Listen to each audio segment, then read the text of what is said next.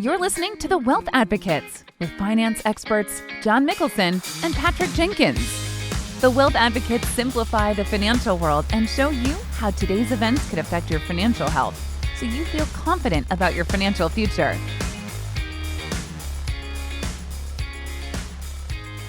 Welcome to Wealth Advocates Podcast. We're happy to have Daniel Watkins with us today, and I've asked him to come and help us in a discussion about estate planning.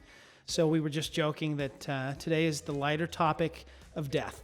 So we are going to talk a little bit about how to plan things in terms of what you want to have happen beyond you. And so estate planning is actually one of my favorite topics because it's where you can think about, what impact you want to have on the world and really how you can use your resources to bless people. So, Daniel, I'm going to first ask you, go ahead and introduce yourself. Tell them a little bit about your background so they know that you are a genius and an expert. We won't get there, but like I said, my name is Daniel Watkins. Usually I'm John's full-time criminal defense attorney, but on the side. He doesn't have anything to do, so. There's nothing to do, so I started learning about other things like estate planning. But in reality, that's what I love to do is transactional work. I'm a Logan boy, grew up in this area, went to Utah State University, studied accounting, went to law school out in Virginia at Washington and Lee, and have been back here practicing with the firm Peck, Hadfield, Baxter & Moore since 2005, which is crazy. It goes by really fast. But these are the things I love to do, and I agree with John. I think estate planning is, I love it from a professional standpoint. You get to meet and talk with a lot of great people and learn about a lot of different situations, and it's a fun mix. I think also one of the things I love about estate planning is you really do get to see a little bit behind the curtains, and you see the true intent of a person by how they plan their estate. You really do. I love being able to meet with people, get to know them a little bit, talk about these things. All jokes aside, talking about death is always something that is a difficult topic to bring up, and a lot of times people don't want to talk about it and avoid doing their estate planning because of that. And it's funny, we meet with clients in their 80s and beyond that have, never done it and kind of put it off because of that. But, it really is, we try and make the process of estate planning as painless as possible, even though it is a difficult topic that no one really loves to discuss. Yeah.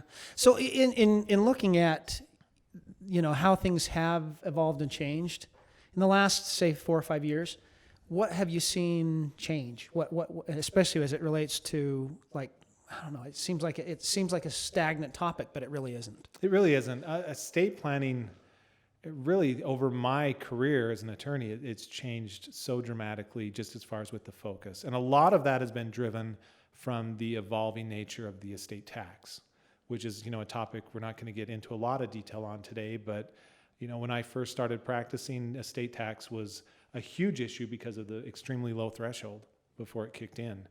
And, a lot of individuals wouldn't realize that would include life insurance proceeds and things that would kick you up over that amount.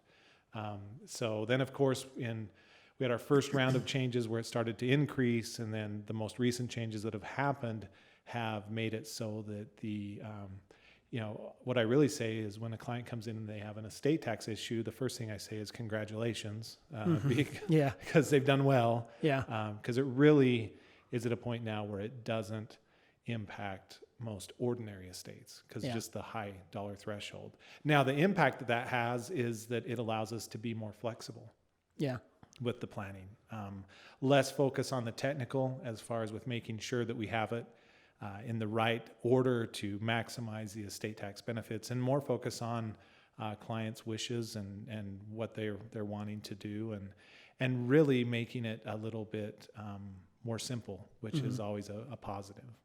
Well, and I think at least from my perspective, I've seen the shift happen from very much a dollars and cents tax discussion to more of a philosophical Yeah. and what do I want to have happen discussion. agree. Because, I mean, the one thing I'm confident of, it's going to keep changing. I mean, Yeah. look how many times, like in 10 years, I bet it's changed, what, 5 times, 4 Major times? changes. I mean, if we go back to within the last 10 years, we've had, the year without a state tax, Yeah. which magically is when George Steinbrenner died, Yeah. allegedly, right? Yeah. He's hiding somewhere. No, but we have that to, where we're thinking it's not going to be a permanent change, and then we have suddenly permanent changes. Permanent, it's a law, so it can change. Yeah.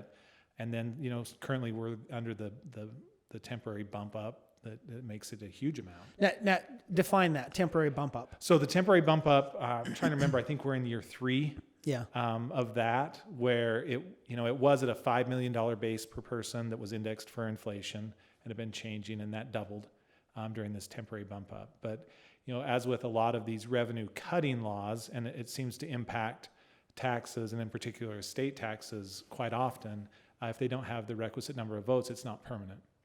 Mm-hmm. So that's what we were dealing with, in the 2000s to 2010, where it was just gradually going to change and then sunset back. And then, of course, they made sure that didn't happen. And now Yeah. we're in another one of those. So we're dealing with, and I'm trying to think off the top Is of my it head. 2025 or 2026, the sunset comes Yes. and it reverts back To the $5 million to the base. 5 million. And currently we're almost 11 million per person. Exactly. And the one positive, too, is the indexing for inflation continues to happen during this period. Yeah. And I haven't seen a calculation lately, but when it reverts back, I'm sure it'll be, I think, a little over $6 million per person is where that would be. in What that do you range. think the odds are that it will sunset back versus Great being made question. more permanent or change again? Great question. Especially with what's happened in the last few months. I mean, that makes it interesting. So I wouldn't be surprised to see it possibly retract even a little further than the $5 million base. I don't see it going permanent at this higher figure. I would be shocked. So I'd put, if I were an odds maker and a gambling man, maybe 50-50. Well, let me say this. We have an election in November. Yeah. If the Democratic Party takes control, what are the odds? I think it if the increases. Republican Party just maintains control, what are the odds? I think estate tax is always a relatively painless political tax. Yeah. They changed the income tax and it affects everybody. We're going through that right now with changes that happen. Mm-hmm. Whereas with estate tax, there's kind of the common perception that, okay, well, that's only affecting a bunch of rich people that they should be paying it anyways. Yeah. So because of that, if there's a change in philosophy, it's easy pickings, low-hanging fruit to say, hey, let's change it. Now, personally, I would be shocked to see it go, if it dips below the 5, I'm thinking in the $3 million range. Because the reality is with inflation and the cost of living, before when we were dealing with $1 million base as far as with the unified credit, depending on where you lived in the country, you could be that just because you owned a townhome. Yeah. So I could see it happening. Yeah. Depending on where the election swings, or at a minimum, they do nothing, and then we revert back to, the $5 million base. Yeah. Well, and now, we've just gone into the technical and the tax. And what I said at the start was it's really more of a discussion of the philosophy It behind, why should I have it? So at that base level, what's the point of having an estate plan? When do you say, oh, it's time for me to consider doing this? Great question. The way I describe it is, I think a proper estate plan, the goal is to make the administrative side of a death as simple as possible. Yeah. There's nothing that we can do to directly help on the emotional side of a death. But if we can make the administrative side of it easier and simple to get through, that's the goal. Now, one thing we gloss over as well is, to me, a proper estate plan also has provisions that could kick in during lifetime. Mm-hmm. So incapacity planning, things that, heaven forbid, but if that were to happen, that we have things in place. But really focusing on the death side of it, it's just to make that administrative side as simple as possible. And I think one thing we still battle against is a misconception that trusts are just only for the rich. Yeah, very true. And only for the uber rich. Right. And but to me, a trust is a generic term that covers just, thousands of different instruments, from the super complex to the super simple. Yeah, I in my experience, and this I can speak personally as well as, from the perspective of the clients I have, I think there are just as many technicalities and arguments with books and TVs as there are with thousands and millions of dollars. Absolutely.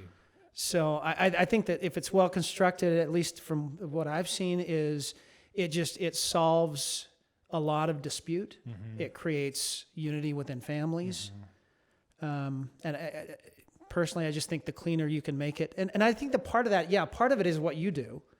But I think part of it is, the way a family operates the estate. Absolutely. So can you address that a little bit? Yeah, What have you seen? Well, I agree with you wholeheartedly, because what we do is we provide a tool that can make the technical side of it as simple as possible. But then the family can go a long ways to making the emotional side of it there.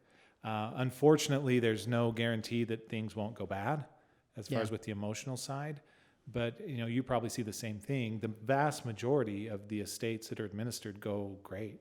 It's a positive experience in a sad time. Now, when they do go bad, they tend to go thermonuclear, so it's really bad. There's not much in between. But most of the time, that's where it flows through. And I think family philosophy, being organized, and just taking that stress out, that's where the estate documents can be that tool to simplify. For me, once you have the tools, the two things I think that are often overlooked is clarity and leadership. Yeah. Because I've seen that you can have a great estate planning documents, but if they don't understand why did mom and dad think the way they did? Absolutely. Why did they want it this way? Yeah. And because a lot of times it can be misconstrued, and a lot of it is not the stuff, it's what the stuff means. Yeah. Does mom love me less? Yeah. Things like that. Yeah. So I think I've seen cases where to me it was made very clear, this is what we've chosen, this is how we think it's fair. I mean, once you don't know that, it's not the document, it's not the structure, it's what's the feeling behind it. Yeah. And I think that's an important aspect of especially with, I don't know if you've seen this, but what I've found is you have mom and dad and they say, okay, we're going to have this meeting. We're going to tell our family this is our plan. And nobody owns anything until they know, hey, I'm in this plan. Yeah. And then suddenly, this is now it's mine. It's partly mine, even though it's mom and dad's. Yeah. So I think that leadership is really valuable to say, this is our intent. This is ours to use, to bless. Yeah. And anyway, that's kind of some of the things I've noticed, that when you've done a clear job with the documents, it's still important to create that leadership and direction from the grantors, the parents. Absolutely. In most cases, the parents. Well, I think leadership goes to an important part of choosing who is filling what role. And a lot of times you'll see clients struggling with, do we just have to name the oldest and then the next oldest? And, but at the end of the day, this isn't 15th century England. It's whoever's the best personality for that leadership role needs to be there, because every document's slightly different. Like with a trust, it's who's going to administer your wishes, who's going to administer these ideas. It's more financial. You have a power of attorney, who's the type of personality that can just deal with problems and get it taken, because that's really what I call it the deal with headaches while I'm alive document, the power of attorney, because that's what it is. Yeah. But it might be your eldest child that's the best person. It might not even be a child that's the best person, but it's important to pick the right person. Going back to something you said earlier, and that is even on the medical side, I remember struggling with my mom and my dad when they had health issues and having to come up with the documents so that the wishes were known. And you don't want to do that in the heat of the moment. No. I remember my mom having a very difficult time, and then them asking, do you have a DNR, do not resuscitate? Do you have medical power of attorney? I remember thinking, this is what I do, and I did come up with it. But in the moment I thought, have I really done what I need to do? Yeah. And so those are some of the, I guess the less obvious things that I think sometimes play the biggest role. Yeah. So, and especially when there's emotion and, a struggle amongst the family on what to do, it's sure nice to have those wishes clear. Absolutely. So, and going back to another thing you'd said earlier, one struggle that often comes in is what's fair, and the reality is what's fair doesn't mean that it's equal. It doesn't mean that it's everybody gets the same thing. What's fair just depends on what you want and what the client wants to do. And that's the reality. And we can find a way to make that happen through those documents. Yeah. So on that, at what point do you take an existing structure? Like I have people come in and we frequently will say, okay, is your will and your trust and your estate documents, are they up to date? So how do you define that? And what do you do? I mean, so I review existing estate documents all the time. And to be honest, most of the time they don't need adjusting. It depends on the document. When they do need adjusting, so for example, one thing that happens a lot is someone's moved from out of state and moved in state. And that doesn't mean that their documents need to be adjusted. Most of the time it's because there's other changes that need to happen. Now, of course, the living will or advanced medical directive, that's very state specific. So that's the easiest one to update. But what we're looking for is a couple of things. To me, and I overgeneralize, but I think there's 3 primary tranches of estate planning, which is kind of the early in life, which is really kind of replacement parenting. That if you were to, if both parents were gone, you got guardianship, control how of do you the get assets, your kids, and when do they get it, that, and then you kind of transition to the second tranche, which is when the kids have reached adulthood and are kind of getting out on their own and figuring things out, and the goals are going to be different. Yeah. And then to me, the third tranche is later in life, kind of the wisdom of a grandma and grandpa of, okay, my kids are into their careers, they're doing what they're doing and they're taken care of. So maybe the focus switches to legacy planning, to helping the grandkids, to different goals. So it depends, because sometimes you're reviewing a trust that was done 20 years ago and they've transitioned from one phase of life to the other. Sometimes there's life events that necessitate a change, like a child has predeceased them or something so like that. So when you shift from those different periods of time, is that a revamp of the whole trust, or is it amendments? It depends. It depends. Sometimes they don't want to change it. Their goals are still the same. Yeah. But sometimes that also means, like if you're going from the children are minors to now they're not, that might have just some simple amendments, because maybe now you have one of your children that you'd want as a trustee or some other role. And that's an easy change to make. So I know that's a terrible lawyer answer, but it really does depend. And I tease all the time when clients come in, we start talking about estate planning. I mean, the first thing I'll say is, okay, assuming that you don't spend everything you have, how do you make it a blessing and not a curse? Which That's is how a great estate plan, right? Spend that last dime right as you die. Yeah, super which simple to doesn't administer. ever happen. No, or it rarely doesn't. ever happens. Unless you die in Vegas as you lose, right?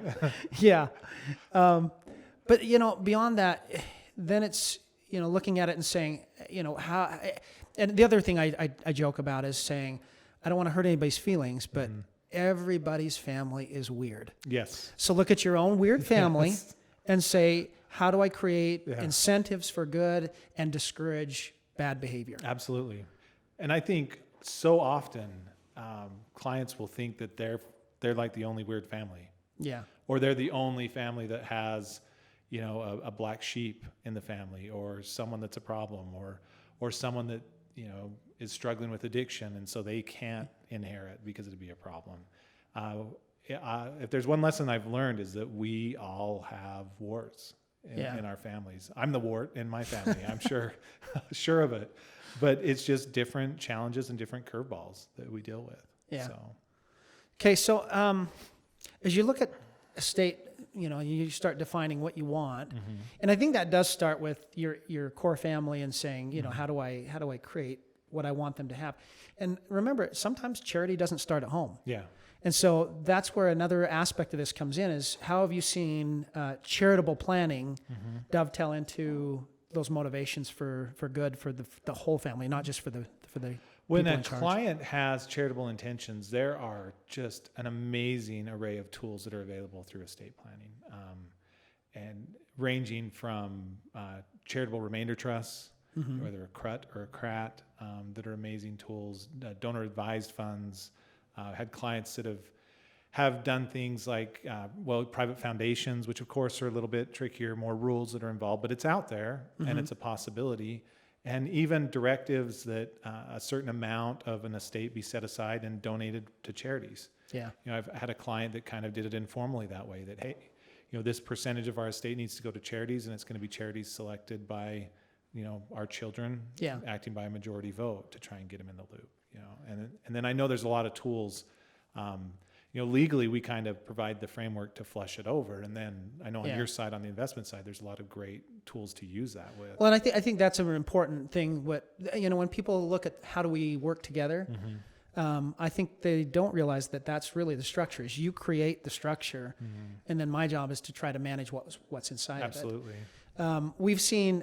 One of the things, and this is more of a recent advent in the last few years, is the shift from private foundations to donor advised funds. So those that are not familiar with that, let's start with the family foundation. A foundation is you donate those assets, you get a big deduction for doing so, and you can do large amounts. And then it creates this pool of money, and you can say, hey, I'm going to hire someone to manage that money and make it grow, operate the assets, and ultimately donate a little bit every year or periodically.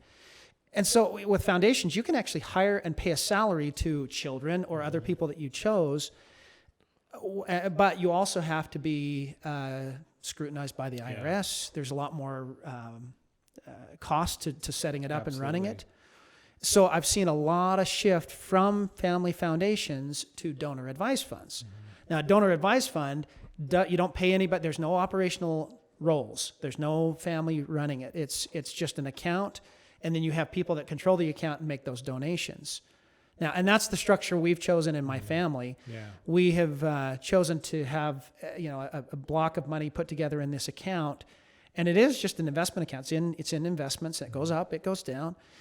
Every year, and this is personally just our approach to it, but in my family, we've said, okay, if you're willing to put in even a small amount of money, so each of my children, if they'll put in a little bit of money, you're in the game.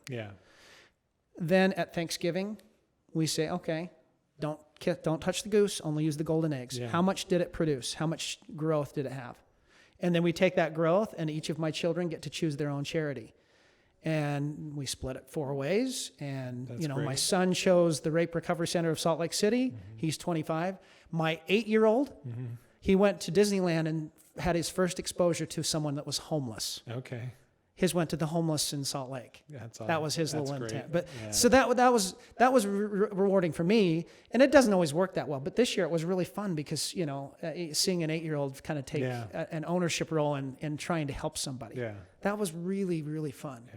So the point with that is, it's not to show you, this is what I'm doing. I'm just saying that there's a lot of ways to create, that charitable intent, not just in yourself, but that's that idea of, can I teach my kids something like that? Well, I think it brings up a great point, which is, at its most simple, you can have an estate plan that says, divide it up equally, give it to my kids, and let's move on.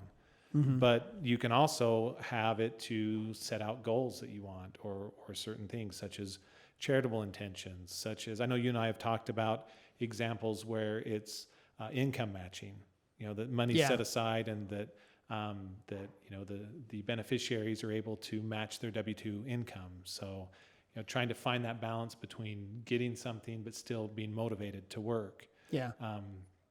All kinds of things. Certain funds for education purposes, doing it that way. Scholarship funds for family. Goodness, I've even had them where a beneficiary that struggled had to pass a hair follicle drug test once a quarter I've had one too. 2 years to gain their inheritance or not get picked up on higher than a Class C misdemeanor for a period of time. Really, and it's one thing I always say is with estate planning, and it makes it tough, there's really no wrong answers. There are a couple, but there's really no wrong answers. And it's just, there's a pro and a con to both. And it just depends on which way you want to go and what fits your philosophies, whether it's charitable or wanting them to not just have it all at once. The sky's the limit, and we can find a way to hopefully fulfill those wishes. Well, and I think that's where we'll stop. So I really appreciate, Daniel. Thank you for coming. No problem. You would Thanks for truly having me. see his talent if you saw what happened before we started filming when I tried to tie a bow tie in honor of Daniel, but I did not. It did not make it work. We'll have him ready for next time. Regardless, I hope this has been useful information to all of you. And as always, please use this as a resource when you think that we can help. So thank you for letting us share some time. Thank you for listening to The Wealth Advocates. Join us every month by subscribing on Apple Podcasts, Spotify, or Google Podcasts. You can also look for The Wealth Advocates on Stitcher and YouTube. Want more information about today's topics? Reach out to John or Patrick directly by calling or texting the Wealth Advocates office at 435-754-7888. Learn more about the Wealth Advocates and how they can help you by visiting wealth-advocates.com. Securities offered through registered representatives of Cambridge Investment Research Incorporated, a broker-dealer member FINRA, SIPC.